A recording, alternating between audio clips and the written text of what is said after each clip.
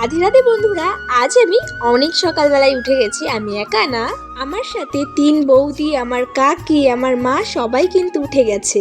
উঠেই সবাই আগে মাথা ধুয়ে নিল, তারপরে স্নান করে রেডি হয়ে গেছে। আসলে আমরা রেডি হয়ে কোথায় যাচ্ছি সেটাই বলছি। আজ আমরা সবাই মিলে বড়মার কাছে যাব, নৈহাটি বড়মার কাছে। তো দেখো, নৈহাটি বড়মার কাছে যাওয়ার জন্য সবাই টিকিট কেটে ট্রেনেও উঠে গেছে। 7 জন গল্প করতে করতে চলে আসলাম আমরা নৈহাটি।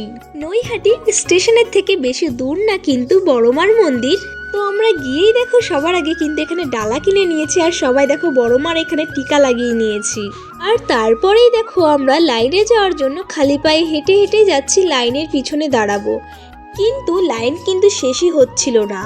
আমরা গেছিলাম শনিবার, আর তোমরা সবাই জানো এই শনি মঙ্গলবার মায়ের মন্দিরে কিন্তু অনেক ভিড় হয়। আর আমরাও কিন্তু অনেক ভিড়ে পড়েছিলাম। সারা রাস্তায় খালি পায়ে হাঁটতে হাঁটতে ক্লান্ত হয়ে গেছি। ক্লান্ত হওয়ার জন্য এই যে আমার পিপি আছে, পিপি কোলে উঠে যাচ্ছিল বারবার করে, কিন্তু শাড়ি পরে আর কোলে নিতে পারছিলাম না। শেষমেশ আমাদের সব কষ্ট কিন্তু চলে গেছে এই বড়মার মন্দিরের সামনে এসে, সব কষ্ট চলে গেছে একদম। আসলে সেই লাইনে দাঁড়িয়েছিলাম সেই 10টার থেকে, এই এখন বাজে 3টে, আর 3টের সময় আমরা এতক্ষণ লাইন দিয়ে মন্দিরে ঢুকলাম। সত্যি কথা বলতে মায়ের মন্দিরে ঢুকে খুব মনটা শান্তি লাগছে।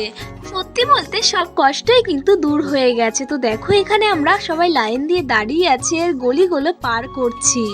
অবশেষে মায়ের মুখটা দেখতে পেলাম। দেখো মায়ের মুখটা দেখেই কত ভালো লাগছে, কত সুন্দর মিষ্টি মা আমাদের বড় মা। সকলের মঙ্গল করুক মা।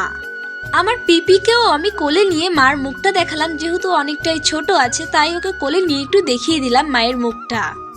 আবার আসবো মা তোমার কাছে, তুমি আশীর্বাদ করো তোমার কাছে যদি আবার তাড়াতাড়ি আসতে পারি। জয় বড়মার জয়, জয় বড়মার জয়, জয় বড়মার জয়। আজ মায়ের কাছে কত কেউ না এসেছে দেখো পুজো করতে। সবাই কিন্তু আমরা লাইন দিয়ে রয়েছি মায়ের কাছে পুজো দেওয়ার জন্য। দেখো আজ কতটা ভিড় হয়েছে।